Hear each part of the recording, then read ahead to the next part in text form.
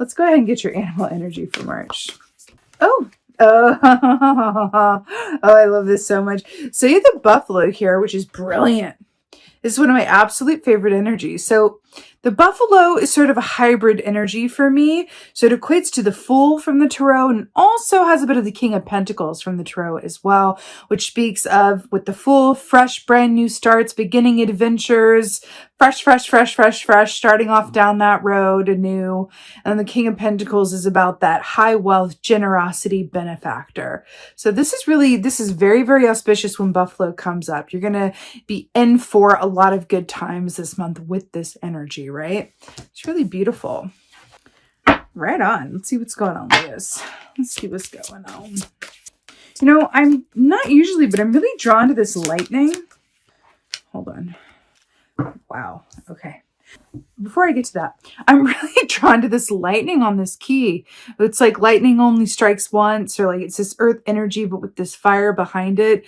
I feel like there's a certain aspect of this that's coming through around ideas or striking while the iron is hot. There's an emphasis on striking when the iron is hot, but there's also this follow through around a lot of material abundance around it and new opportunities, right? Something about that. Feels like an electric charge. I can really feel it. So we have the 10 of Swords here. So y'all are towards the end of this round of readings. I cannot tell you the amount of times that 10 of Swords has come up, and here's why, and let's talk about it though. Past couple of years have been intense. We're going into March. The couple of months, January and February leading into this new year, have felt a lot like the old energy, no? The planets have finally gone direct, right? Things are in alignment now. And it is post the equinox that I feel, the equinox being the spring equinox on March 21st of this month, that we as a collective are going to start experiencing the benefit from the alignment of those planets and start to see real progress and a real feeling of we're moving into a new energy. Right? Still dealing with stuff that has come before. That's always the way. But it's going to be a feeling of a new energy, unlike an energy that we have felt since like pre-pandemic. Only it won't be that energy. It'll be new. Different. It'll always be different, right? So something about that. The buffalo, I feel the buffalo kind of winking at me like, yeah, you have no idea what's coming. But the 10 of Swords here speaks of a complete ending of a given cycle. And that's my point with this, right? This is about something completely ending and something new emerging. So it's interesting that we have the 10 of Swords on the back of the buffalo, which is the energy of the Fool. Endings that lead to new beginnings. I feel like also for some of y'all, this could be coming through as an aspect of yourself that wants to die or be left behind, right? This could be really anything. This could be not knowing when to rest and overworking, right, with the buffalo. This could also be, self-sabotage behavior or negative thoughts or overgiving, right, with the buffalo as well. There could be an aspect of overgiving or giving more than you get or whatever that is. But this could be an aspect of yourself or your given circumstances that want to end before shifting into this new energy. So again, this is in your primary position. This is what is coming with you that may influence your month ahead, but that is, in the past, as it were. What else is going on?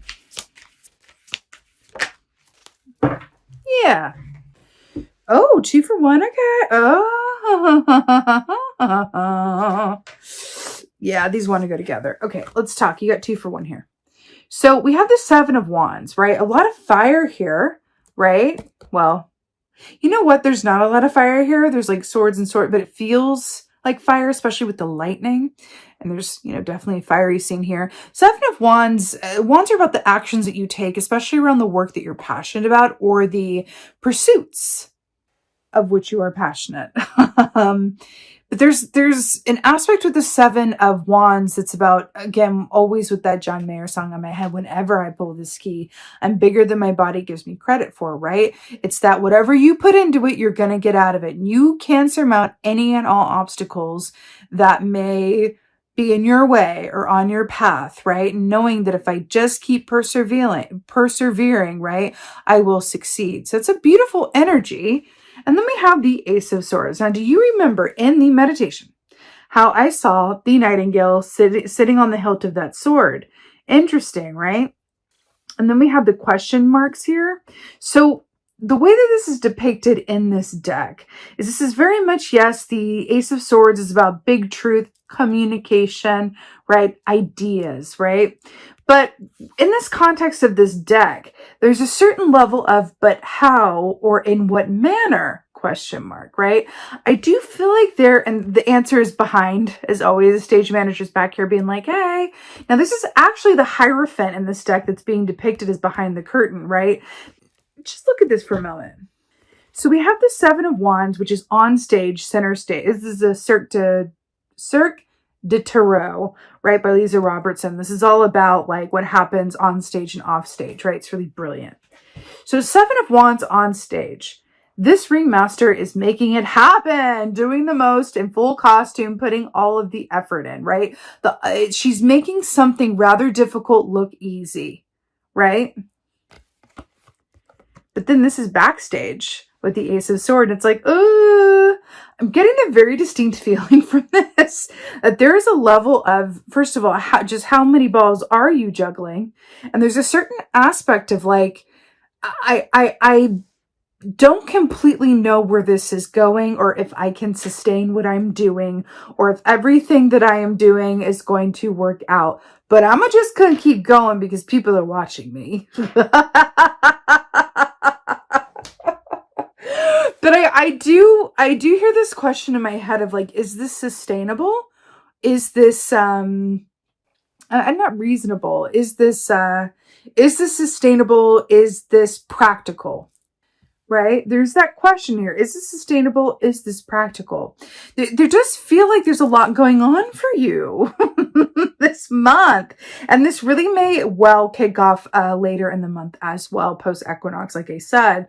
But I feel like there's something here about some of you are considering writing something, or pursuing something that you've already written, or something with a written word or artistry that's coming through, and you're being encouraged in a big way to just go for it without worrying about how it will be received, or if it's going to lead to any income or any kind of like, acclaim or praise.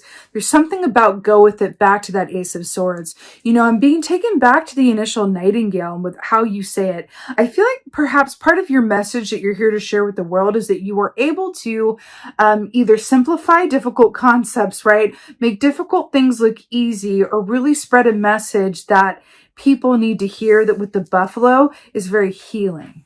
Sometimes by sharing your story, just as an example, sometimes by sharing our story and being vulnerable in that way, others are healed by proxy because they feel like you've written something down that they could never quite put words to and in their own experience. So you're helping them fully realize and heal their own experience by sharing yours. There's something in that. Now, you could take that literally with the writing, or you can adopt that to sort of your everyday experience of just living by your own truth and honor, and having other people benefit by you speaking honestly, but with love around you. So that feels really beautiful for you guys.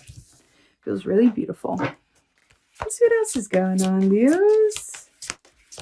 What else is going on? What is going on? Wow, it's the wand show. So we have the Four of Wands here.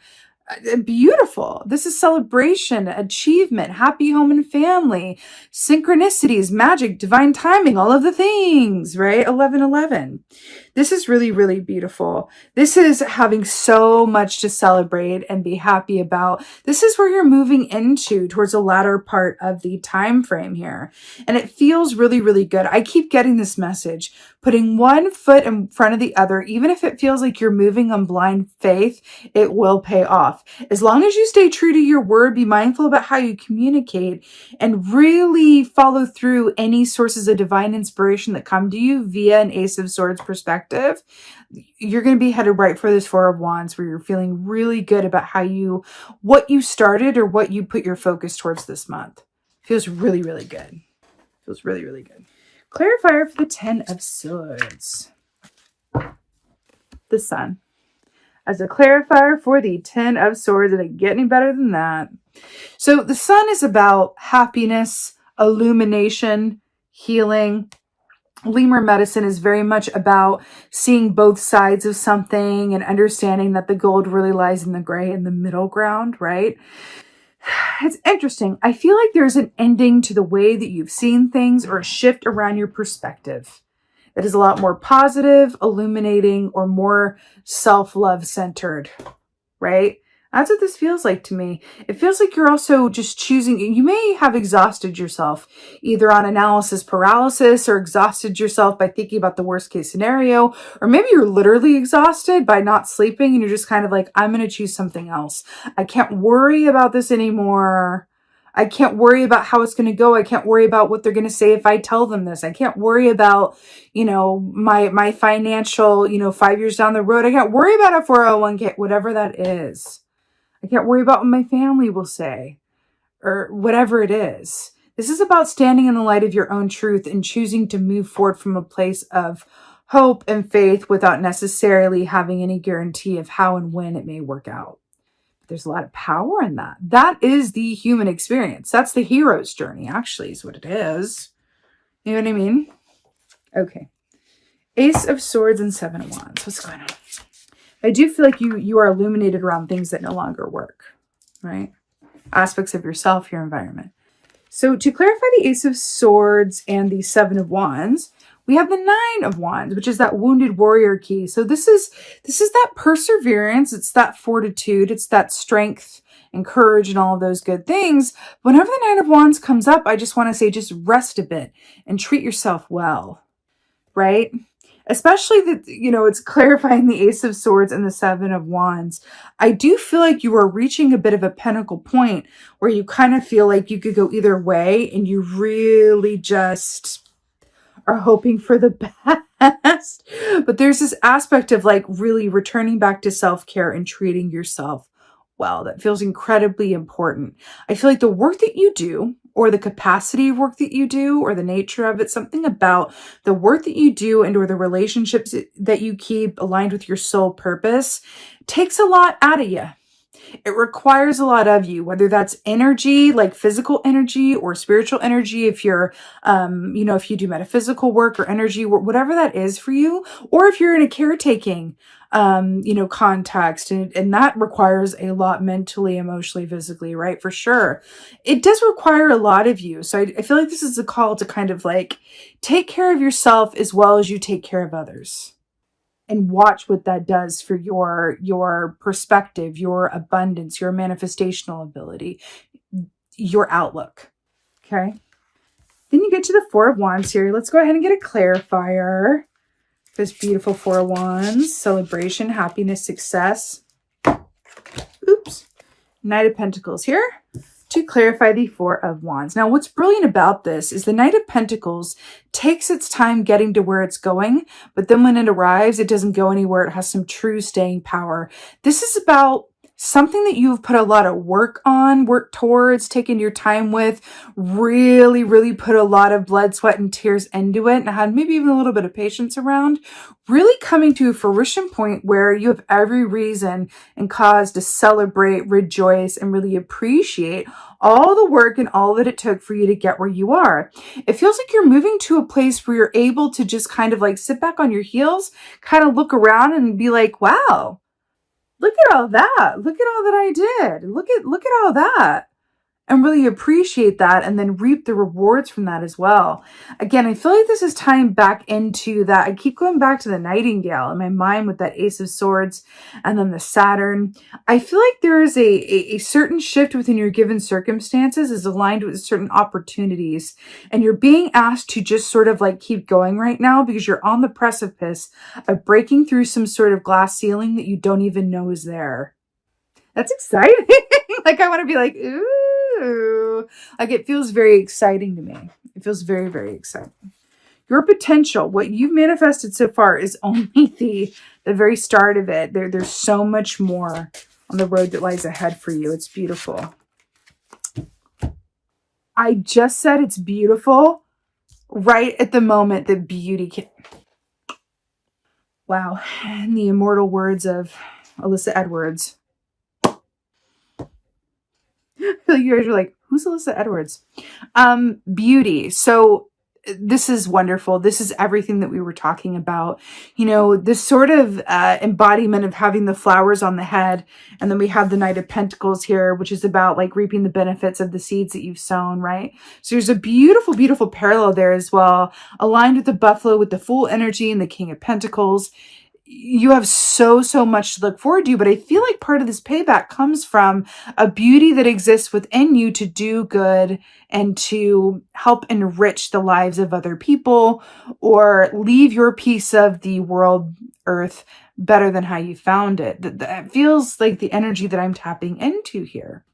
I also feel like there's a special message with this oracle as well that says the true beauty of life is in, cliche for a reason, stopping to smell the roses. So really take the time to kind of, you know, be in the present moment that you're in as time allows, and appreciate the beauty and perfection of every moment, even the ones that are a bit intense or require a lot of you.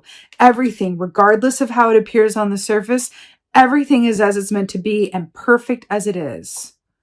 Everything is as it's meant to be and perfect and as it is. Any thought or feeling to the contrary is really just our expectations not lining up with the flow, right? Something to that. It's not easy. It's very human to want things to be a certain way, or just want things to get easier, want things to be better, or bigger, or more, or less, or whatever it is. But to come from a place of acceptance, right? It's that beautiful like Buddhist energy of I accept and see the perfection of everything exactly as it is right now, because I also know that the only constant is change. And if I look away for too long, this bloom is going to come off that rose and I will have missed the moment when it was there. But then when the bloom comes off the rose, that also is perfect, because then I'm going to look away again. I'm going to look back and the bloom will be returned anew, right? So there's something about aligning with the flow of appreciation and the natural cycles and abundance of life. Again, one last note about this nightingale, because I swear to God, like I it's like right here. Returning to your message and what you are here to share with others, or say or speak your truth about something, this feels more important than I can say. It may help with whatever this is, whether this is a message or you're writing your story, or you have something you need to say to someone, or you need to ask for boundaries around something, or you're setting boundaries with yourself and how you communicate with yourself. Whatever this is, I feel like there is a very important soul lesson connected with this task. So don't rush it. Don't rush it. Sit with it. Really think about how you communicate, and if how you communicate is received as intended by the parties with whom you are communicating. Something in that. It feels incredibly important to use your voice, Ariel. Okay. Use that voice. It feels incredibly important. People need to hear what you have to say.